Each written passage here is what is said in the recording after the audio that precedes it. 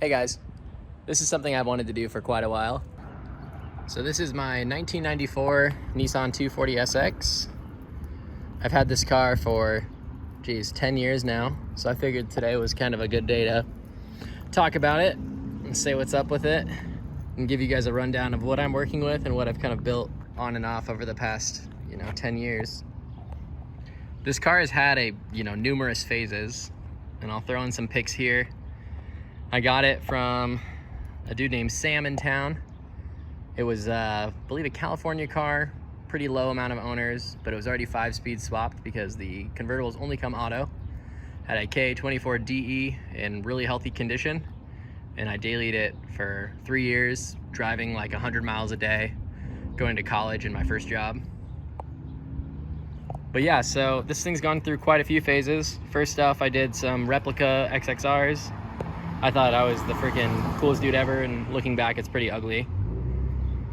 Then from there, I got some interesting spec work Euro lines and just kind of stanced it out and drove it on some PBM coilovers for a really long time and absolutely loved it.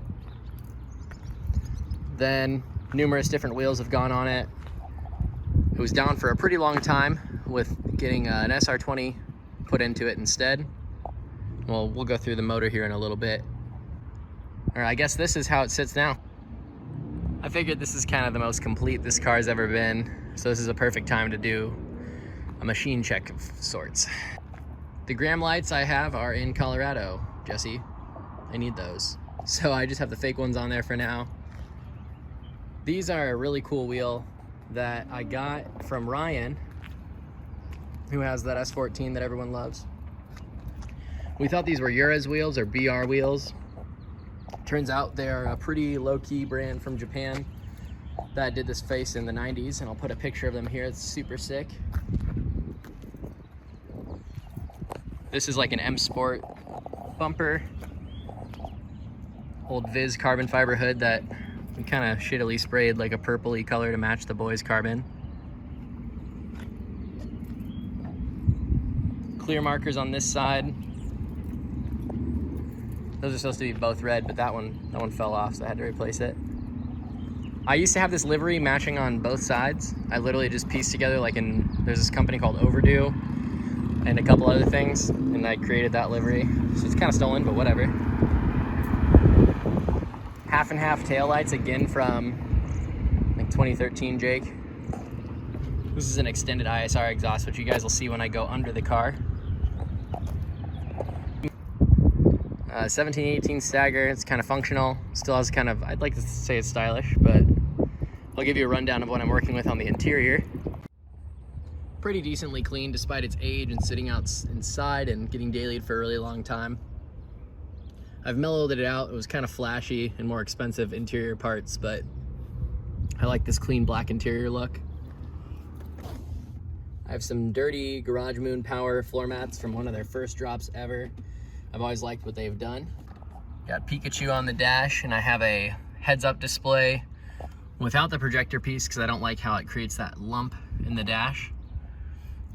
And I think this cluster has more miles than my car actually has because we swapped it out of a coupe from a junkyard. Gauges, just super minimal.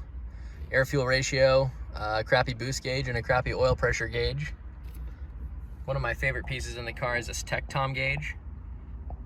It reads temp, injector duty cycle, kilometers per hour, and miles per hour. I've had this in here since the second week I had the car as well. Cool little Nismo bits, Power by Max shift knob, fan switch on the cigarette lighter. It has a half cage from my friend Dan, who put this in years ago. I want to add door bars and some other drop bars to the back of the struts to give it a little bit more aggressive look, so I can start passing tech to do tandem. And I should say my favorite piece in the interior are these very well loved OEM cup holders. Boom. Bet you guys don't know a lot of 240s that have those. It's missing some pieces, but my dude Trevor hooked it up for a stupid good deal. I couldn't say no to him. All the interior lights work. Heat works. We took AC out. This is my old Vertex button from when I had the Vertex wheel in here. Now I have a Volante, and I really enjoy this wheel for the cost level of these. It's pretty nuts. wink mirror. Those were hot back in 2013. If you know, you know. Unfortunately, my fiance is not rolling in style with a Corvo and really crappy harnesses, but we're gonna hopefully upgrade that soon. And this is a Bride Zeta 3, just the regular size one, with some Crow Enterprises. I really like those because the pads are super comfy. I've gone on like 4-hour road trips in this car, and it's just the most comfortable setup ever to drive in. Little Supreme hit is pretty cool. Bride rails that are like a weird mismatch of, I think there's something from Street Faction and Planted and a Bride rail on there. One of my favorite pieces on the exterior is the sticker that Chance brought back to me.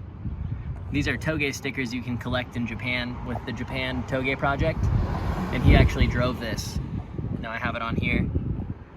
One of our Japanese followers on Scrapeyard was like losing their mind because he's like, why is that on your 240? How'd you get that?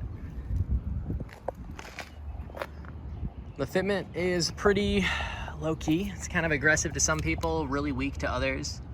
I could probably space that out a little bit more, but yeah. Overall, really happy with the car, how it sits currently. All right, so I'm gonna show you guys the underside of this car and what I'm working with suspension-wise, and then I'll show you the motor. It's super, super simple. Just a cut knuckle setup. Some crappy arms that need to be changed to ones that don't hit at full lock. Old PBM coilovers. I put the lock ring here because I like to slam it, and that's loose, so that's not cool. Wizard built lowers that are extended. Got caught up here once, getting high centered. The rack is moved forward about 5 millimeters with the GK Tech forward spacers. And then I know this is a mixed feeling, but I have the offset rack spacers as well, which keeps it pretty straight, so I like that. Brand new Slave and Master feels good. Leaky and dirty SR. It's actually not as bad under here as I thought it'd be. It's actually pretty clean.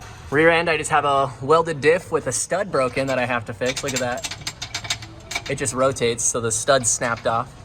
On the stock rear axles, we have an adjustable tow arm, adjustable camber arm. Got some PBMs back here that are really old and thrashed. Subframe risers, stock drive shaft. Yeah, I don't know. It's all right. Really janky exhaust. Sounds loud as shit.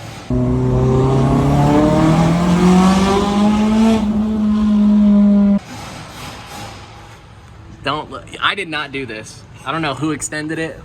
I did not do that, Jake. Man, well, here's old Not So Faithful. This is a Viz Carbon hood that I got. Big fan of that. It's thrashed and old. I think it's like almost as old as the car, which is kind of neat.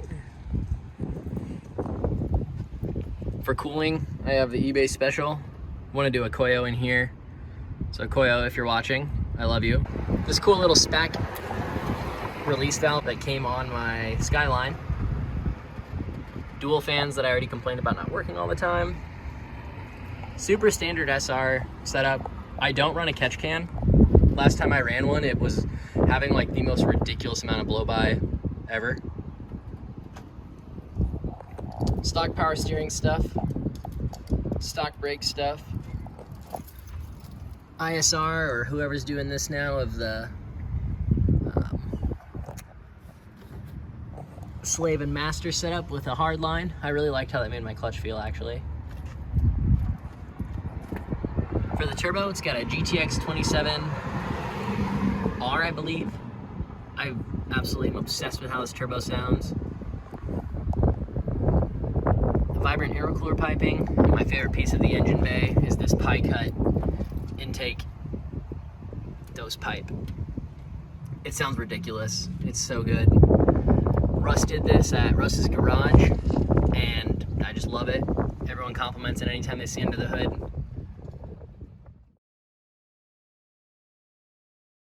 But yeah, S14 SR20DET. That probably needs a head gasket because I think it leaks right there.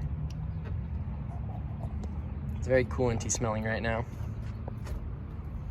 sketchy wiring for my Apexi flashing, or whatever that thing's called. I did a vlog on it. PBM coils. High School of the Dead. What else can you ask for? Big old fat intercooler that we tucked up really far and nice. Jesse and Russ did a bunch of really tiny things that no one would ever notice except me, but I'm super happy they did. There's a little Fooly Cooly reference for you. All right, so this car, I don't know if I love it or I hate it, to be honest with you. It's been with me through a lot of shit. It'll probably continue to be with me through a lot of shit. It's time for a refresh of the engine for sure. Yeah, 10 years with a car is wild. This is what started Scrapeyard. Yeah, man, I don't know. I just wanted to talk about this car. I feel like it needed to be talked about. I feel like I needed to go through its current settings because next time I'm driving it, it might be at US Air, and I'm worried I'm gonna absolutely destroy it there. So I know this was super long-winded. I talked a lot. It's not as cinematic as I wanted it to be, but I really hope you guys enjoyed it. I love telling all the stuff that I've done with this car. There's so many stories to have with it. So if you ever have any questions, feel free to DM me. Yeah, SR20 is God's mother.